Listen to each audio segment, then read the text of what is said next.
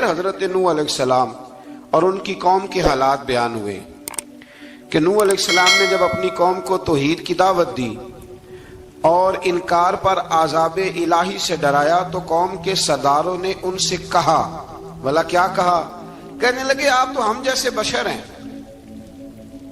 تو ہماری طرح ہی ہیں آپ، اور آپ کے پیروکار پسماندہ یعنی غریب لوگ ہیں اور کم عقل لوگ ہیں، ہماری رائے میں آپ کو معاذ اللہ ہم پر کوئی فضیلت حاصل نہیں، بلکہ معاذ اللہ ثم معاذ اللہ۔ کہنے لگے آپ تو جھوٹے ہیں، اللہ کے نبی کو کہہ رہے ہیں معاذ اللہ، استغفر اللہ۔ نوح علیہ السلام نے جواب دیا کہ میں اپنے رب کی جانب سے واضح دلیل رکھتا ہوں اور اس نے مجھے رحمت سے نوازا ہے، لیکن تم میرے مقام کو سمجھنے کی صلاحیت نہیں رکھتے، تم اتنی صلاحیت رکھتے نہیں ہو۔ اور پھر ارشاد فرمایا کہ میں تم سے دعوت حق کے صلے میں کسی اجر کا طلبگار نہیں ہوں، اور نہ ہی میں اہل ایمان کو اپنے پاس سے دھتکارنے والا ہوں، اور میں نے یہ دعویٰ بھی نہیں کیا کہ میرے پاس اللہ کے خزانے ہیں، اور نہ میں از خود غیب جاننے والا ہوں، اور نہ ہی میں یہ کہتا ہوں کہ میں فرشتہ ہوں، نہ میں یہ کہتا ہوں کہ جن لوگوں کو تم اپنی نظروں میں حقیر جانتے ہو اللہ انہیں خیر سے نہیں نوازے گا۔ فرمایا یہ ٹھیک ہے کہ اللہ بشروں میں سے رسول بناتا ہے، پر جسے بناتا ہے پھر اسے بڑی شانیں عطا فرماتا ہے۔ پہلے دن سے انسان کا یہ مسئلہ ہے، پہلے دن سے انسان کا یہ مسئلہ ہے کہ وہ کہتا ہے میں انسان سے ہدایت حاصل کروں، لیکن رب نے بھی قانون بنایا ہے کہ اللہ تبارک و تعالیٰ بندے پر ہی وحی فرماتا ہے، فرشتوں اور جنوں کو اللہ نے اس منصب کے لیے منتخب نہیں فرمایا۔ قوم نوح نے کہا کہ آپ نے ہم سے بہت بحث کی معاذ اللہ، بس جس عذاب سے آپ ہمیں ڈرا رہے ہیں وہ لے آئیے۔ تو نوح علیہ السلام نے کہا کہ اللہ چاہے گا تو تم پر عذاب بھی آ جائے گا۔ آیت نمبر 37 سے 47 میں بتایا کہ اللہ تعالیٰ کی طرف سے نوح علیہ السلام کو حکم ہوا کہ ہماری نگرانی میں اور ہماری وحی کے مطابق آپ کشتی بنائیے، اور ظالموں کے بارے میں ہم سے کوئی بات نہ کریں۔ حضرت نوح کی خواہش تھی کہ یا اللہ انہیں بھی معاف کر دے، فرمایا یہ ظالم ہے تو میرے نبی ان کے بارے میں مجھ سے کوئی بات نہ کریں، وہ ضرور غرق ہو جائیں گے۔ پھر وہ کشتی بنانے لگے، اور جب ان کی قوم کے سردار ان کے پاس سے گزرتے تو ان کا مذاق اڑاتے۔ یہ آپ کیا کر رہے ہیں؟ آج بھی وزیر مشیر بڑے بڑے لوگ اللہ ماشاءاللہ دینداروں کا مذاق اڑاتے نہیں؟ اڑاتے ہیں کہ نہیں اڑاتے مذاق؟ یہ کن کا طریقہ ہے؟ یہ تو قرآن مجید کہہ رہا ہے کہ حضرت نوح کی قوم جو کافر تھی ان کا طریقہ ہے اہل ایمان کا مذاق اڑانا۔ تو وہ مذاق اڑانے لگے۔ نوح علیہ السلام نے کہا کہ وہ وقت آنے والا ہے کہ جب تمہارا مذاق اڑایا جائے گا اور تمہیں پتہ چل جائے گا کہ رسوا کن عذاب کس پر آئے گا۔ اللہ تعالیٰ نے فرمایا جب ہمارا حکم عذاب آ پہنچا اور تندور ابلنے لگا، تندور سے آگ نکلا کرتی ہے، پانی نہیں نکلا کرتا، اور نوح علیہ السلام کی قوم پر جب عذاب آیا تو پانی تندور سے نکلا، تندور سے اللہ نے پانی نکالا، جہاں سے پانی نکلا نہیں کرتا، تندور ابلنے لگا۔ اللہ اکبر۔ تو اللہ تبارک و تعالیٰ نے فرمایا تو ہم نے نوح علیہ السلام سے کہا کہ آپ خود اور اپنے گھر والوں کے ساتھ اس کشتی میں سوار ہو جائیں اور اہل ایمان کو بھی سوار کر لیں، اور ہر چیز کے جوڑے یعنی نر اور مادہ کو سوار کر لیں، اور ان کے ساتھ ایمان والے بہت کام تھے۔ حضرت نوح علیہ السلام دعائیں پڑھتے ہوئے سوار ہو گئے۔ پھر کیا ہوا؟ کشتی انہیں پہاڑوں جیسی موجوں میں لے جا رہی تھی کہ نوح علیہ السلام الگ کھڑے ہوئے اپنے بیٹے سے فرمانے لگے اے بیٹے ہمارے ساتھ کشتی میں سوار ہو جا اور کافروں کے ساتھ نہ رہو۔ اس نے یعنی نوح علیہ السلام کے بیٹے نے کہا کہ میں آپ کے ساتھ نہیں بیٹھوں گا، ابھی کوئی پہاڑ آئے گا تو میں پہاڑ کی پناہ لے لوں گا۔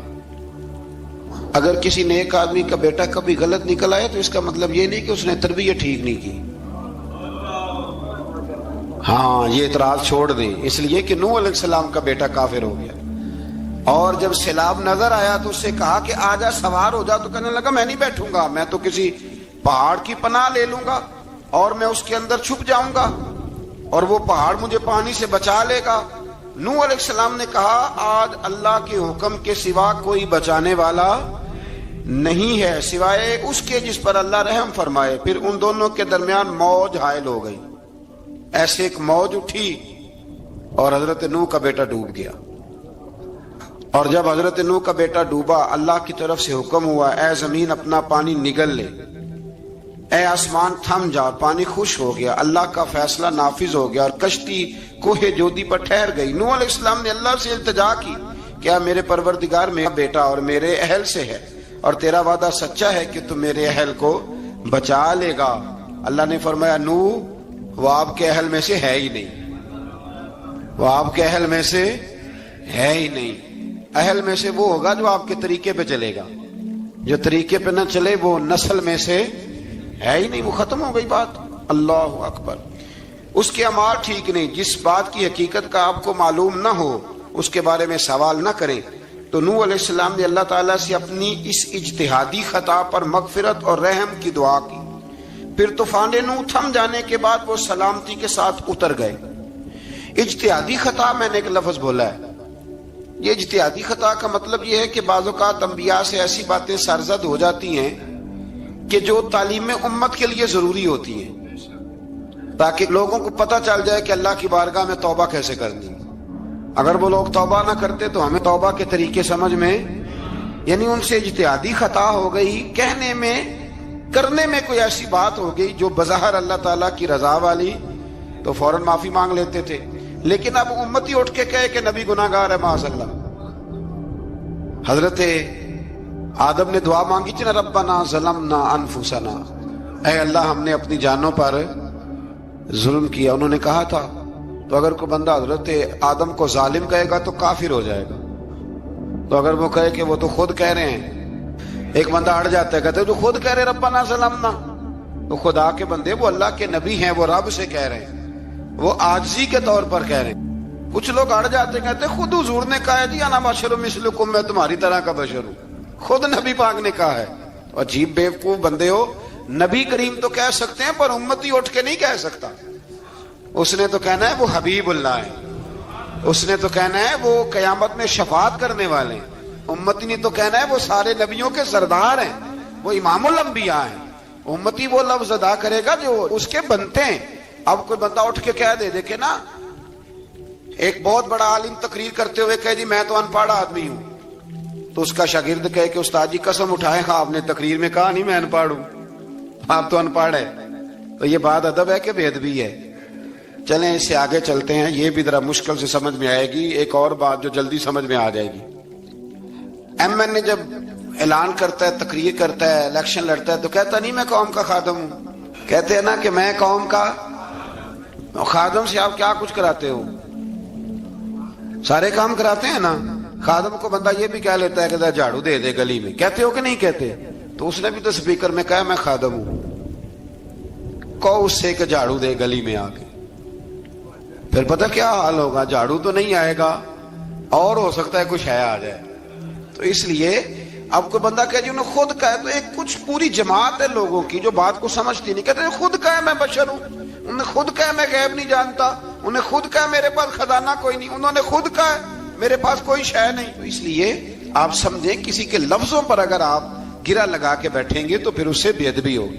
تو نوح علیہ السلام نے اللہ سے اپنی اجتہادی خطا کی معافی مانگی۔ اب حضرت نوح کو کوئی خطا کار کہے گا تو بہت بڑا مجرم بن جائے گا، اس لیے کہ وہ اللہ کے نبی ہیں۔ آیت نمبر 50 میں قوم عاد کا ذکر ہے اور ان کی طرف دعوت توحید دینے کے لیے اللہ تعالیٰ نے حضرت ہود علیہ السلام کو بھیجا۔ ہود علیہ السلام نے قوم سے کہا کہ میں تم سے کسی چیز کا اجر طلب نہیں کروں گا، میرا اجر میرے اللہ کی بارگاہ میں ہے، بس تم اپنے رب سے بخشش مانگو، پھر اس کی بارگاہ میں توبہ کرو، اللہ تعالیٰ تم پر موسلا دار بارش برسائے گا اور تمہاری قوت میں اضافہ فرمائے گا۔ قوم عاد نے دعوت حق کو رد کیا اور ایمان نہ لائے، بلکہ ہود علیہ السلام پر طنز کیا۔ وہ کہنے لگے کہ ہمارے تو معبودوں نے، ہمارے بتوں نے معاذ اللہ آپ کو پاگل بنا دیا ہے، آپ کو مجنون بنا دیا ہے، الٹا حضرت ہود کو کہنے لگے، اس لیے آپ ایسی باتیں کرتے ہیں۔ ہود علیہ السلام نے کہا میں اللہ کو گواہ بناتا ہوں اور تم بھی گواہ رہنا کہ میں تمہارے شرک سے بری ہوں اور میں اللہ پر توکل کرتا ہوں اور میں نے رسالت کا حق ادا کر دیا ہے۔ آیت نمبر 58 میں اللہ تعالیٰ نے فرمایا جب ہمارے عذاب کا وقت آ گیا تو ہم نے اپنی رحمت سے ہود اور ان کے ساتھ مومنوں کو نجات عطا کی۔ قوم عاد نے اللہ کی نشانیاں اور رسولوں کو جھٹلایا اور دنیا اور آخرت میں لعنت کے حقدار ہوئے۔ آیت نمبر 61 میں پھر سے حضرت صالح علیہ السلام اور ان کی قوم سمود کے حالات کو بیان کیا گیا۔ حضرت صالح نے کہا ہے میری قوم اللہ وحدہ لا شریک کی عبادت کرو، اس سے بخشش طلب کرو، اس کی بارگاہ میں توبہ کرو، اس نے تمہیں زمین سے پیدا کیا ہے، اس پر آباد کیا ہے۔ جواب دیا ہے صالح ہمارے آباء و اجداد کے معبودوں کی عبادت کو روکنے سے پہلے ہمیں آپ سے بڑی امیدیں تھیں، اور اب آپ ہمیں روکنے لگ گئے ہیں باپ دادا کے دین سے، لیکن اب ہمیں آپ کی دعوت کے بارے میں شکوک ہیں۔ صالح علیہ السلام نے اپنی قوم سے کہا کہ یہ اللہ کی اونٹنی ہے اور یہ تمہارے لیے نشانی ہے، اسے چرنے کے لیے آزاد چھوڑ دو اور اسے تکلیف نہ دینا۔ اللہ اکبر، ورنہ تمہیں عذاب پہنچے گا۔ انہوں نے اونٹنی کی کونچیں کاٹ ڈالی۔ صالح علیہ السلام نے کہا تم صرف 3 دن اپنے گھروں میں مزے اٹھا لو، 3 دن، پھر اللہ کا یقینی عذاب آئے گا۔ پھر ایک چنگاڑ نے ان کو آ دبوچا، وہ اپنے گھروں میں گھٹنوں کے بل اوندے پڑے رہ گئے۔ صرف صالح علیہ السلام ان کے ساتھ اہل ایمان اس عذاب سے بچے۔ یہ 3 قوموں کا ذکر ہو گیا، نوح علیہ السلام کی قوم کا بھی، ہود علیہ السلام کی قوم کا بھی، اور حضرت صالح علیہ۔ آگے اللہ تبارک و تعالیٰ نے آیت نمبر 69 میں اس بات کا بیان فرمایا کہ حضرت ابراہیم علیہ السلام کے پاس فرشتے بشری شکل میں آئے، انسانی شکل۔ انہوں نے اجنبی مہمانوں کے لیے بچڑے کا بھونا ہوا گوشت تیار کرایا۔ آپ یقین کریں کچھ باتیں لوگ ایسی بیان کرتے ہیں کہ جن کو نہ سن کے بندے کا دل کرتا ہے کہ اس بندے کو بتائیں کہ یار یہاں تو دین سارا پڑھ۔ ایک صاحب مجھے کہنے لگے جی میں ایک پیر صاحب کے پاس گیا تھا تو بڑی مرغن غذائیں تھی، انہوں نے میری بڑی خدمت کی پر مجھے نہیں اچھا لگا، پیروں کو چاہیے سادی روٹی رکھیں۔ میں کہ تو پیراں واسطے لسٹ بنا خاں انہوں نے کس طرح نہ ہونا چاہیے۔ یہ بہت بڑی مصیبت ہے۔ اگر آپ سادہ کھانا کھلا دیں تب بھی اعتراض ہے، اچھا کھلا دیں کہنے رولا ہے کوئی پیر چوکھے مالدار، دونوں طرف سے مسئلہ۔ تو کہنے لگا جی نہیں پیروں کا کیا کام ہے، وہ کڑائیاں اور وہ سارے۔ تو پھر میں نے انہیں کہا کہ آپ اس طرح کریں، گھر جا کے نا تو 12ویں سپارے کی تلاوت کریں۔ حضرت ابراہیم نے اپنے مہمانوں کے لیے بھونا ہوا کھانا تیار فرمایا تھا۔ تو آپ کیا کہیں گے کہ حضرت ابراہیم درویش نہیں تھے؟ عجیب بات ہے بھائی، آپ ہر بات میں اڑ جاتے ہیں۔ دین ہم نے وہ لینا ہے جو اللہ کا قرآن ہمیں دیتا ہے اور رسول اللہ کی حدیث ہمیں دیتی ہے۔ جب انہوں نے دیکھا کہ مہمان کھانے کی طرف ہاتھ نہیں بڑھا رہے تو ان کو ڈر محسوس ہوا۔ حضرت ابراہیم کو فرشتوں نے کہا کہ ہمیں قوم لوط علیہ السلام کے عذاب کے لیے بھیجا گیا ہے۔ حضرت ابراہیم کی بیوی کھڑی تھی، اس پر وہ مسکرائیں تو فرشتوں نے اللہ کی طرف سے انہیں حضرت اسحاق علیہ السلام اور اس کے بعد حضرت یعقوب علیہ السلام کی بشارت عطا۔ اسحاق علیہ السلام حضرت ابراہیم کے بیٹے ہیں اور یعقوب علیہ السلام پوتے ہیں، اور یعقوب علیہ السلام کے بیٹے یوسف علیہ السلام۔ ہاں اللہ اگر چاہے تو 7 نسلوں میں نبوت رکھ دیتا ہے اگر اس کی منشا ہو۔ تو حضرت یعقوب کی بشارت دی۔ انہوں نے حیرت سے کہا کہ ہم دونوں میاں بیوی تو بوڑھے ہیں، اس عمر میں اولاد کیسے ہوگی؟ تو فرشتوں نے جواب دیا اے ابراہیم کے گھر والو، تم پر اللہ کی رحمتیں اور برکتیں ہوں، اللہ کی قدرت پر تمہیں کیوں تعجب ہے؟ اللہ فرماتا ہے کہ بیٹے کی بشارت سن کر ابراہیم کا خوف دور ہو گیا اور پھر وہ قوم لوط کے بارے میں گفتگو کرنے لگے۔ ابراہیم بہت بردبار، اللہ سے آہوزاری کرنے والے اور اس کی طرف رجوع کرنے والے تھے۔ اللہ تعالیٰ نے حضرت ابراہیم علیہ السلام کو فرمایا اے ابراہیم اس گزارش سے آپ گریزاں رہیں، اس کا یقینی فیصلہ ہو چکا ہے اور ان پر نہ ٹلنے والا عذاب نازل ہو کے رہے گا۔ وہ کیا گناہ کرتے تھے؟ لوط علیہ السلام کی قوم میں میں نے بتایا تھا، مرد مردوں سے بدفعلی کرتے۔ تو حضرت ابراہیم نے بھی عرض کی، بار بار گزارش کی، بحث کی کہ اللہ مہربانی فرما ان کا عذاب۔ آپ دیکھیں نبیوں کے حوصلے کتنے بڑے ہیں۔ قومیں تنگ کرتی ہیں اور طرح طرح کی باتیں کرتی ہیں اور پیغمبر پھر بھی کہتے ہیں یا اللہ مہربانی فرما، اے اللہ ان سے عذاب۔ آیت نمبر 77 میں حضرت لوط علیہ السلام کی قوم کی بدعمالیوں اور لوط علیہ السلام کے اپنی قوم کو بدعمالیوں کے باعث فرشتوں کی آمد، قوم کے بدعمال لوگوں کے دوڑ کر آنے اور حضرت لوط کو ان کے سمجھانے اور ان کے انکار پر مضطرب ہونے کا ذکر ہے، جس پر فرشتوں نے حضرت لوط کو تسلی دی کہ آپ فکر نہ کریں، ہم آپ کے رب کے فرشتے ہیں، یہ آپ اور ہم تک نہیں پہنچ سکیں گے۔ آپ رات کے آخری حصے میں قوم کی طرف توجہ کیے بغیر ہجرت فرما لیں، اس لیے کہ صبح کے وقت ان پر عذاب آئے گا۔ جب اللہ کا عذاب آیا تو اس نے بستی کے اوپر کے حصے کو نیچے کر دیا اور قوم لوط کے اوپر اللہ کی طرف سے لگاتار نشان زدہ پتھر برسائے گئے، لگاتار پتھر آئے۔ آیت نمبر 84 میں اللہ تعالیٰ نے حضرت شعیب علیہ السلام اور ان کی قوم کا ذکر فرمایا ہے اور ان کے جرائم کو بیان کیا گیا ہے۔ وہ ناپ تول میں کمی کرتے تھے، دوسروں کو چیزیں کم تول کر دیتے تھے۔ اللہ تعالیٰ نے ان سے فرمایا کہ فساد فی الارض سے باز آؤ اور اپنے سے پہلے سرکش امتوں کا انجام دیکھ لو۔ جب حضرت شعیب کی نصیحتوں کا ان پر اثر نہ ہوا تو پھر اللہ تعالیٰ نے انہیں بھی عذاب سے ہلاک کر دیا۔ آیت نمبر 94 میں فرمایا کہ جب ہمارا عذاب آیا تو ہم نے اپنی رحمت سے حضرت شعیب اور ان پر ایمان لانے والوں کو بچا لیا، اور ظالموں کو ایک زبردست چنگاڑ نے پکڑ لیا تو صبح وہ اپنے گھروں میں اوندے منہ پڑے تھے، گویا وہ کبھی وہاں آباد تھے ہی نہیں۔ آیت نمبر 96 میں حضرت موسیٰ علیہ السلام کو عطا کیے جانے والے 9 معجزات کا ذکر ہے۔ پھر فرعون اور اس کے پیروکاروں کے باطل روش کے باعث ان کی ہلاکت کا بھی ذکر فرمایا، اور دنیا اور آخرت میں انہیں ملعون یعنی لعنتی قرار دیا۔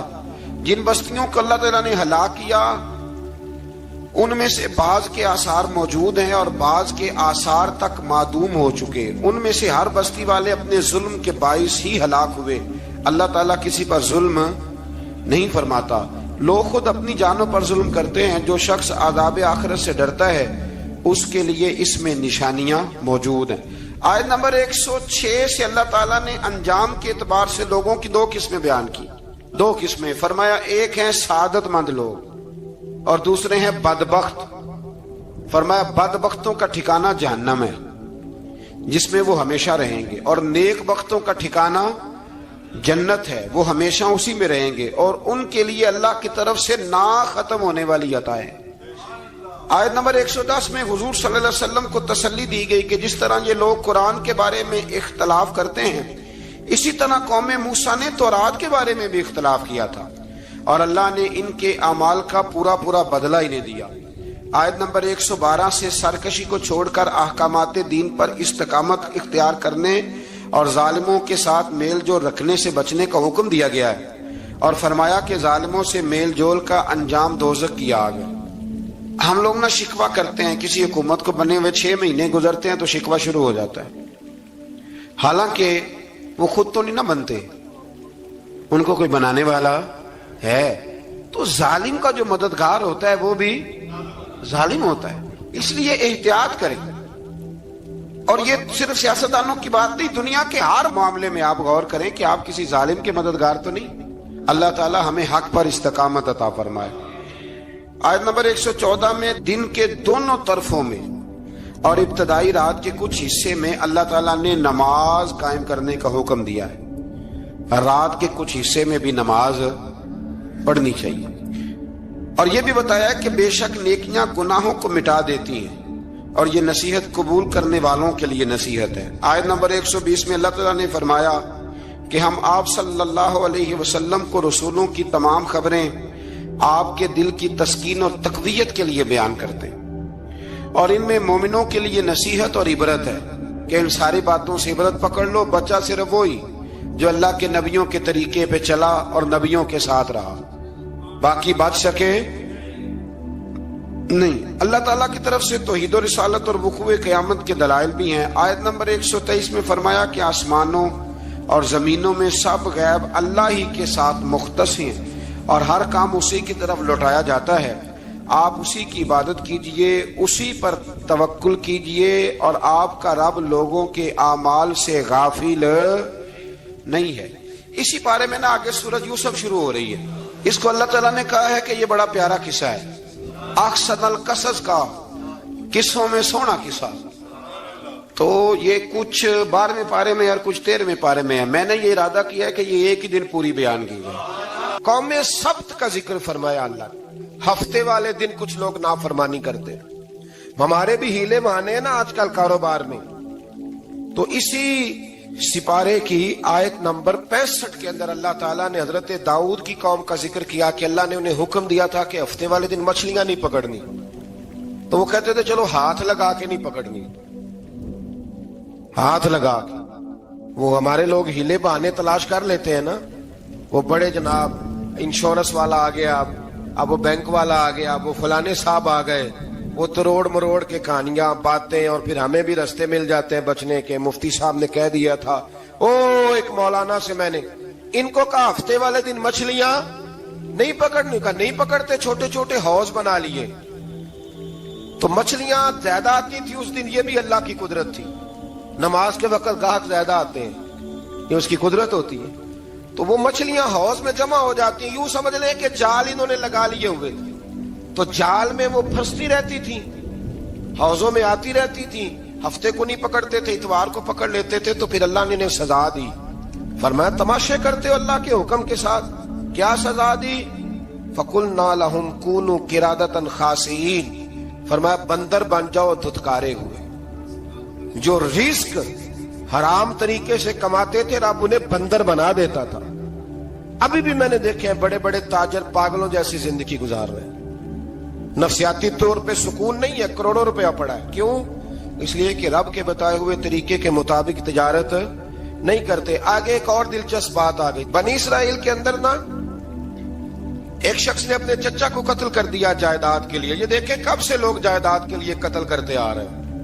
चचा को कत्ल कर दिया, और कत्ल करके हजरत मूसा अलैहिस्सलाम के पास आए कि मेरे चचा को किसी ने कत्ल कर दिया है, तो बताएं क्या करना है। तो आपने फरमाया कि गाय ज़िबा करो और उसका एक टुकड़ा मकतूल को मारो, मरने वाले को, वो खुद उठ के बता देगा मुझे किसने कत्ल किया है। अब इरादा नहीं था गाय ज़िबा करने का, तो बहाने करने लगे। इरादा नहीं ना होता तो फिर क्या होते हैं? कहने लगे गाय किस तरह की हो, बूढ़ी हो के बच्ची हो, रंग कैसा हो, जवान हो के छोटी हो, हाल में एक दफा चलना सीख गई हो या अभी ना सीखी हो। तो बताते गए तो रब भी शर्तें बयान करता गया। गहरे जर्द रंग की हो, हाल के अंदर उसे ना चलाया गया हो, पानी ना निकाला गया हो, ना बच्ची हो ना जवान हो, इसके दरमियान हो। ये सारी शर्तें कहां पाई जाती थी? हजरत मूसा अलैहिस्सलाम की कौम का एक शख्स था जो अल्लाह का वली था। वो जब इंतकाल करने लगा ना, अल्लाह अकबर, देखो रब वलियों की औलादों पर भी कितना फजल फरमाता है। वो जब इंतकाल करने लगा तो एक उसके पास छोटी सी बच्चियां थी, गाय की बच्ची, उसने जंगल में छोड़ दी। कहने लगा या अल्लाह मैं तेरे नाम पे छोड़ता हूं, मेरा बच्चा जवान हो जाए तो उसे दे देना, और तो सरमाया ही कोई नहीं। बच्चा बड़ा हुआ तो बच्चा भी बड़ा नेक था, अपनी माँ का बड़ा फर्मा बरदार था। उसकी माँ ने कहा बेटा तेरे बाप ने एक गाय छोड़ी थी। तो बच्चा जंगल में गया और जाके कहने लगा ऐ अल्लाह मेरी गाय मुझसे मिला दे। तो रब करीम ने वो गाय वापस कर दी। वो गाय घर ले आया। अब वो कहने लगा अम्मा बेच दूं, तो अम्मा कहने लगी बेटा मेरे पूछे बगैर ना बेचना। कई दफा कहा लगे, पर उसने कहा जब तक मेरी अम्मा ना कहेगी मैं बेचूंगा। उधर बनी इसराइल वाले शर्तें जितनी गाय के बारे में पूछ चुके थे वो सारी इसी गाय में पाई जाती थी। तो ये ढूंढते ढूंढते वहां पहुंच गए। तो कहने लगे गाय चाहिए। तो उसने कहा भी तुम्हारी मर्जी से नहीं, कीमत मेरी मर्जी की। एक मुफस्सर ने तो यहां तक लिखा है कि उसने कहा गाय ज़िबा करके ना, तो जितना गाय के अंदर गोश्त होगा ना उतना ही खाल के अंदर तो मुझे माल भर के दोगे, उतने सिक्के भर के दोगे, उतनी अशरफियां भर के दोगे, तो फिर तुम्हें गाय दूंगा। तो फिर ये गाय उन्हें मिली और ये गाय लेकर के आए। ज्यादा सवालात ना करते तो ज्यादा उलझते ना। हम भी दीन के मामले में बड़े सवाल जवाब करते हैं, उतना सवाल करें जितनी उसकी जरूरत है। इन लोगों ने सवालात ज्यादा किए तो फिर उलझ ज्यादा गए। तो मेरे भाई इसका जिक्र भी अल्लाह तबारक व तआला ने पहले पारे के अंदर बयान फरमाया। फिर अल्लाह करीम ने फरमाया कि कुछ ऐसे लोग भी हैं यहूदियों में से जिनका दावा हो गया है कि हम अल्लाह के बड़े प्यारे हैं। फरमाया ये सिर्फ उनके मुंह की बातें हैं, ये तो क़यामत में पता चलेगा ना कि अल्लाह का प्यार किसके साथ ज्यादा है।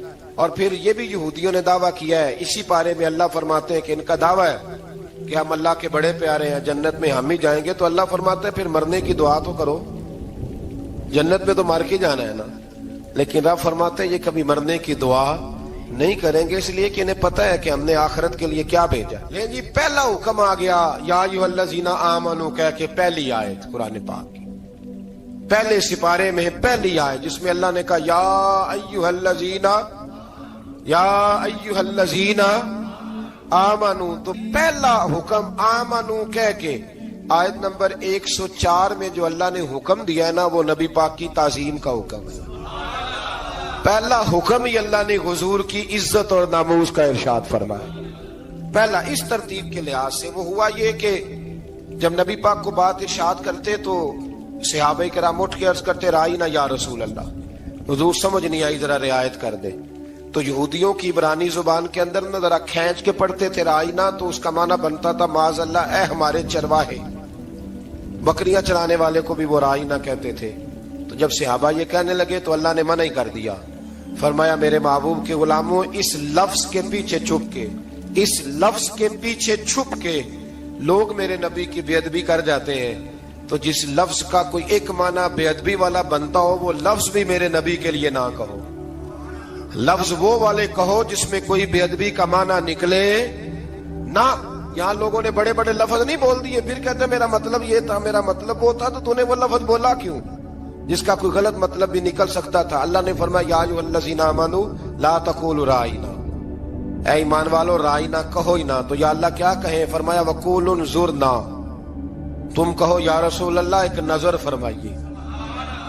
انداز دیکھیے، انظرنا ایک نظر۔ تو ہمارے بزرگ تو پہلے ہی بڑے پیار والوں نے کہہ دیا یا رسول اللہ انظر حالنا۔ کہتے کہاں سے لاتے ہو جملے؟ میں نے کہا اللہ کی کتاب سے۔ یا رسول اللہ انظر حالنا، یا حبیب اللہ اسمع قالا، تو تم کہو انظرنا، محبوب نظر کرم کرے، واسمعوا، اور کیا ضرورت ہے دوبارہ پوچھنے کی؟ اللہ کہتا ہے پہلے ہی دھیان سے سنا کرو، پہلے ہی واسمعوا، پہلے ہی احتیاط سے سنو، وللکافرین عذاب علیم، اور کافروں کے لیے دردناک عذاب ہے۔ لے جی اسی پارے میں اللہ تبارک و تعالیٰ نے پھر اہل یہود کا ذکر کیا، تو یہود کہنے لگے کہ ہم حضرت ابراہیم کے ماننے والے ہیں، تو اللہ کریم نے وہ بھی ذکر کیا کہ میں نے تو ابراہیم کو آزمایا ہے، وَإِذِ ابْتَلَىٰ إِبْرَاهِيمَ رَبُّهُ بِكَلِمَاتٍ فَأَتَمَّهُنَّ، ہم نے ابراہیم کو کچھ چیزوں سے آزمایا ہے، وہ ہماری آزمائش پہ پورے اترے۔ قَالَ إِنِّي جَاعِلُكَ لِلنَّاسِ إِمَامًا، تو پھر ہم نے انہیں کہا کہ ہم آپ کو پوری دنیا کا امام بنائیں گے۔ وہ آزمائش کیا تھی؟ آگ میں جانا بھی آزمائش، بیٹے کا نہ ہونا بھی آزمائش، بیٹا ہوا تو پھر اسے وادی غیر ذی زرع میں چھوڑ کے آنا بھی آزمائش، بڑا ہوا تو پھر ذبح کرنا بھی آزمائش۔ فرمایا جہاں جہاں آزمایا ہے نا، ابراہیم ہماری آزمائش میں پورے اترے۔ فرمایا تو مفت میں حضرت ابراہیم کی اولاد بنتے ہو اور ان کا نام لیتے ہو اور ان کے ساتھ اپنا تعلق بناتے ہو، دیکھو تو صحیح وہ کتنی آزمائشوں سے گزرے۔ تو اس کا بھی اللہ نے اسی میں ذکر فرمایا۔ اور پھر وہ بات کرتے تھے حضرت یعقوب کی اور حضرت اسحاق کی، تو فرمایا وہ تو ہمارے اتنے خاص بندے تھے کہ وصال کا وقت بھی انہوں نے اپنی اولادوں کو نصیحت فرمائی تھی کہ اللہ کی توحید پہ قائم رہنا، اس کا ذکر بھی اللہ نے اسی پارے میں بیان فرمایا۔ اور جو حضرت ابراہیم اور جناب اسماعیل نے کعبہ تعمیر کیا تو اس کا ذکر بھی اللہ تعالیٰ نے اسی پارے میں فرمایا۔ اور فرمایا جب وہ کعبہ بنا رہے تھے تو کہہ رہے تھے ربنا تقبل منا، کہہ رہے تھے اے اللہ بنا ہم نے دیا ہے پر مہربانی فرما ہم سے قبول فرما لے۔ تو جو آیہ کریمہ آخر میں عرض کرنا چاہتا ہوں اس پر بھی تھوڑی توجہ فرمائیں گے تو بات بڑی نکھر کے باہر آئے گی۔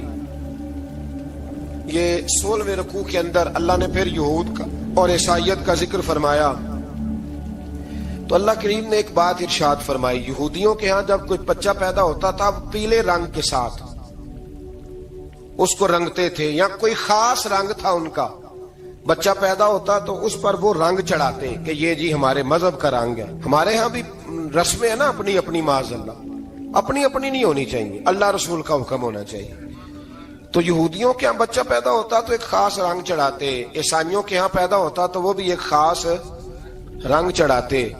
تو مسلمانوں کے ہاں بچے پیدا ہوئے تو انہوں نے بھی توجہ کی کہ یہ کیا ہو رہا ہے، تو رب کریم نے فرمایا صبغۃ اللہ، رنگ اللہ کا ہی ہے، ومن احسن من اللہ صبغہ، اور فرمایا اللہ کے رنگ سے زیادہ خوبصورت کس کا رنگ ہو سکتا ہے؟ اللہ کا رنگ کیا ہے؟ لا الہ الا اللہ محمد رسول اللہ صلی اللہ علیہ. فرمایا نیلے پیلے کالے رنگ نہ چڑھاؤ، اپنے ذہن پر توحید و رسالت کا رنگ چڑھاؤ. یہ سب سے بہترین رنگ ہے. اگر تمہارے ذہنوں پر رب رسول کی توحید کا رنگ چڑھ گیا تو یہ وہ والا رنگ ہے، پھر تمہیں کسی اور رنگ کی طرف جانے کی ضرورت نہیں پڑے گی. تو فرمایا رنگ وہ پیدا کرو جو توحید کا ہے، رسالت کا ہے، اس رنگ کی توجہ کرو. قرآن مجید کے اس پارے میں اللہ کریم نے مختلف باتیں بیان کر کے آخری رکوع میں یہ جو رنگ کا ذکر فرمایا نا، تو یہ لگتا ہے پورے پارے کا خلاصہ ہے کہ رب کریم نے فرمایا اصل بات یہ ہے کہ تمہاری سوچوں پہ رب رسول کی توحید و رسالت کا رنگ ہونا چاہیے. وہ ایک دفعہ مسلمہ کذاب بے ایمان کہنے لگا میں نے بنا لیا ہے قرآن پاک کا جواب. معاذ اللہ. جواب کیا بنایا؟ وہ سورت ہے نا القاریہ تم القاریہ وما ادراک مالکاریہ، کھڑکھڑانے والی. کیا ہے کھڑکھڑانے والی؟ تمہیں کیا پتا کیا ہے کھڑکھڑی؟ قیامت کا ذکر ہے. کہنے لگا میں نے اس جیسی صورت بنا لیا. تو کیا بنایا؟ الفیل ملفیل وما ادراک ملفیل. کہنے لگا ہاتھی. تمہیں کیا پتا کیا ہاتھی؟ تم کیا جانو کیا ہاتھی؟ تو پاس جو اس کے اپنے بیٹھے تھے نا چیلے، وہ کہنے لگے چپ کر جا، سارے زمانے کو پتا ہاتھی کیا ہوتا ہے. وہ پاگل ہے، اس کے دو کان ہوتے ہیں، ایک سونڈ ہوتی ہے، چار اس کے پیر ہوتے ہیں. بیوقوف آدمی قرآن کا مقابلہ کرنا ہے تو وہ چج کے ساتھ کر. پاگلوں کی طرح مقابلہ کرے گا، جوتے کھائے گا بھی، ہمیں بھی پڑھوائے گا. تو قرآن مجید کا کوئی مقابلہ کر سکا؟ تو اس آیہ مبارکہ میں اللہ نے کافروں کو یہ کہا اگر مقابلہ نہیں کر سکتے تو پھر اللہ سے ڈرو، ورنہ دوزخ میں ڈالے جاؤ گے، وہ جس کا ایندھن آدمی اور پتھر ہے، اور بنائی بھی کافروں کے لیے گئی ہے. اعدت للکافرین. جہنم کس کے لیے بنائی گئی ہے؟ کافروں اور منافقوں کے لیے. مسلمانوں کے لیے بنائی گئی. مسلمان مرضی سے چھلانگے لگائیں تو ان کی موج ہے، ورنہ ان کے لیے جہنم، ان کے لیے اللہ نے جنت بنائی ہے. اور یہ بات کرتے ہی رب کریم نے فرمایا اے محبوب علیہ الصلوۃ والسلام مومنوں کو خوشخبری دے دیں کہ اللہ نے ان کے لیے جنت بنائی ہے، اس میں باغات ہیں، انہیں رزق دیا جائے گا کھانے کے لیے، اور اس میں انہیں پاکیزہ بیویاں دی جائیں گی، اور پھر وہ اس میں ہمیشہ رہیں گے، انہیں اس سے نکالا نہیں جائے گا.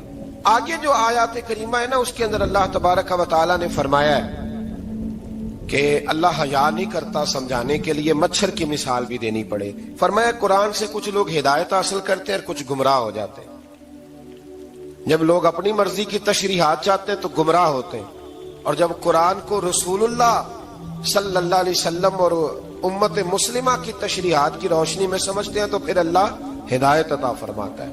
پھر اللہ تبارک و تعالیٰ نے آگے ارشاد فرمایا حضرت آدم کی پیدائش کا واقعہ. کچھ مفسرین نے لکھا اللہ نے مشورہ کیا تھا فرشتوں سے، وَإِذْ قَالَ رَبُّكَ لِلْمَلَائِكَةِ إِنِّي جَاعِلٌ فِي الْأَرْضِ خَلِيفَةً. لیکن کچھ مفسرین کہتے ہیں کہ اللہ کو ضرورت نہیں فرشتوں سے مشورہ کرنے کی. اللہ نے فرشتوں سے مشورہ نہیں کیا، بلکہ رب نے انہیں آگاہ فرمایا تھا کہ میں لگا ہوں زمین پہ اپنا نائب بنانے، میں خلافت دینے لگا ہوں زمین پہ. اب یہ تو دینے والی کی مرضی ہے نا، اس نے کس کو دینی ہے، یہ تو دینے والے کی مرضی ہے نا اس نے. تو کچھ لوگ کہتے ہیں کہ دینے والے سے زیادہ ہمیں پتہ ہے. تو فرشتوں کو بھی یہ اجتہادی خطا ہو گئی، کہنے لگے یا اللہ اسے نہ بنانا، یہ فساد کرے گا، یہ خون ریزیاں کرے گا. تو اللہ نے فرمایا جو میں جانتا ہوں وہ تم. اللہ اکبر. امام راضی فرماتے جب رمضان آتا ہے تو اللہ فرشتوں سے کہتا ہے ذرا یہ کھول کے دروازے دیکھو نا یہ زمین پہ کیا کر رہے ہیں. تم تو کہتے تھے فساد کریں گے اور یہ سارے تراویحیں پڑھ رہے ہیں. تم تو گویا کہتے تھے فساد کریں گے اور یہ تو دیکھو گویا رمضان کے روزے رکھ رہے ہیں، یہ تو میری یاد میں نکلے ہوئے. تم کچھ کہتے تھے اور دیکھو میں نے تمہیں کہا تھا نا جو میں جانتا ہوں وہ تم. اللہ نے پھر حضرت آدم علیہ السلام کو تمام زمانے کے علوم عطا کیے، علم سکھا لیا. تو فرشتوں سے کہا تم بھی ان چیزوں کے نام بتاؤ، تو وہ بتا سکے نہیں. اللہ نے فرمایا اب اس طرح کرو آدم کو سجدہ کرو. سب نے سجدہ کیا سوائے وہ. کہنے لگا یا اللہ صرف تجھے ہی کرنا ہے. کرنا بھی صرف اللہ کو چاہیے، پر رب کے آگے بھی جھکنا چاہیے، اور جس کے سامنے رب جھکائے نا وہاں بھی. اور یہ جو عاجزی ہے نا، یہ جو جھکنا ہے، یہ علم کے آگے ہے. ہماری مصیبت یہ ہے کہ ہم علم کے آگے بھی گردن جھکانے کو تیار نہیں ہوتے، وہاں بھی ہم خود عالم فاضل بن جاتے ہیں. تو فرمایا کہ سب سے کہا سجدہ کرو، سب نے سجدہ کیا سوائے ابلیس کے، تو پھر ہوا کیا؟ وکان من الکافرین، وہ کافروں میں سے ہو گیا۔ پھر اللہ نے حضرت آدم کو اور جناب حوا کو نا مقام دے دیا جنت میں رہنے کے لیے، اور کہا سارا کچھ کھانا، درخت کے قریب نہ جانا۔ ابھی آپ کسی سے کہہ دیں تھوڑا سا کہ پیچھے نہ دیکھنا، یعنی اگر میری سمجھ لے ادب کی وجہ سے کوئی 1.5-2 منٹ یا 6 منٹ نہیں بھی نہ دیکھے گا تو سوچے گا ضرور کہ پتہ نہیں اب پیچھے کیا ہے، مصیبت کیا ہے۔ یعنی آپ کہہ کے دیکھ لیں کسی کو، پیچھے نہ دیکھنا، فطرت ہے نا انسان کی، وہ جستجو کرتا ہے، کہا اس درخت کے پاس نہ جانا۔ تو حضرت حوا سلام اللہ علیہ کہتے ہیں دل میں خیال رہتا تھا کہ آخر ہے کیا درخت کے پاس۔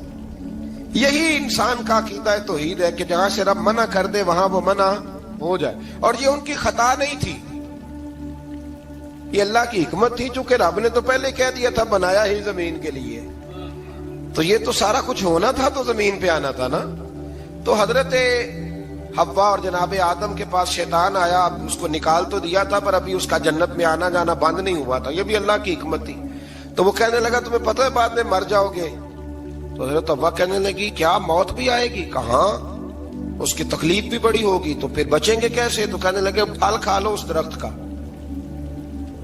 تو بچنے کے لیے پھل کھایا تھا۔ اس طرح لوگ آج بہت سارے کام بچنے کے لیے کرتے ہیں پر بچ سکتے، بچنے کے لیے پھل کھایا تو اللہ نے فرمایا زمین پہ چلے جاؤ۔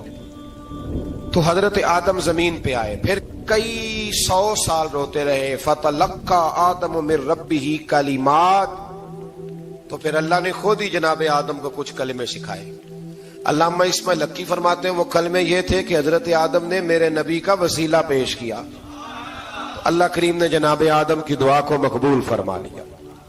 پھر آگے بنی اسرائیل کا ذکر آ جاتا ہے، اللہ تعالیٰ نے بنی اسرائیل، آج آپ اسی قوم کو یہودی کہتے ہیں، ان کو اللہ نے اس زمانے میں فضیلت عطا کی تھی بہت زیادہ۔ تو عرب کے اندر جب نبی پاک علیہ السلام نے اعلان نبوت کیا تو کچھ لوگوں نے یہ کہہ دیا کہ اگر یہ یہودی کلمہ پڑھ لیں گے تو ہم بھی پڑھ لیں گے، تو پھر اللہ نے انہیں یاد کرایا کہ تم اصل میں کیا ہو، تمہیں کلمہ پڑھنا چاہیے۔ تو اہل یہود کا تذکرہ کرتے کرتے رب کریم نے ایک بات یہ بھی ارشاد فرمائی کہ تم لوگوں کو تو کہتے رہے ہو کہ وہ نبی آنے والے ہیں، وہ نبی آنے والے ہیں، اور جب آ گئے ہیں تو ماننے کو تیار نہیں ہو۔ تو فرمایا تأمرون الناس بالبر وتنسون انفسکم وانتم تتلون الکتاب، لوگوں کو بھلائی کا حکم دیتے ہو اور اپنے آپ کو بھول جاتے ہو، افلا تعقلون، تمہیں عقل نہیں؟ پھر اللہ نے انہیں یہ بھی یاد کرایا کہ یاد کرو وہ زمانہ کہ جب فرعون نے خواب دیکھ لیا تھا کہ کوئی بچہ اس کی سلطنت کو تباہ کرے گا، تو پھر اس نے تمہارے بچوں کو ذبح کرانا شروع کیا اور تمہاری بیٹیوں کو چھوڑتا تھا۔ فرمایا یہ بھی تو تم نے دیکھا، میں نے تمہیں پھر تم سے کہا جہاد کرو قوم عمالقہ کے خلاف، تو مقام طیہ میں جا کے یہ لوگ کہنے لگے ہم سے جہاد نہیں ہوتا۔ اللہ نے انہیں ایک میدان میں قید کر دیا، بڑی دلچسپ بات، قید تو لوگ ہوتے ہیں نا چار دیواری میں، تو اللہ نے بنی اسرائیل والوں کو جب انہوں نے کہا ہم جہاد نہیں کریں گے تو اللہ نے میدان میں قید کر دیا۔ میدان میں، یہ یاد رکھیں، جب انسان اللہ کی نافرمانی کرتا ہے تو اسے ایسی قید ملتی ہے جس کا اس نے تصور بھی نہیں کیا ہوتا۔ ایک میدان ہے مقام طیہ، قید ہو گئے، سارا دن سفر کرتے تھے، سارا دن، تو رات کو تھک کے سوتے تھے، صبح اٹھتے تھے نا جب، تو وہیں ہوتے تھے جہاں کل صبح چلے تھے۔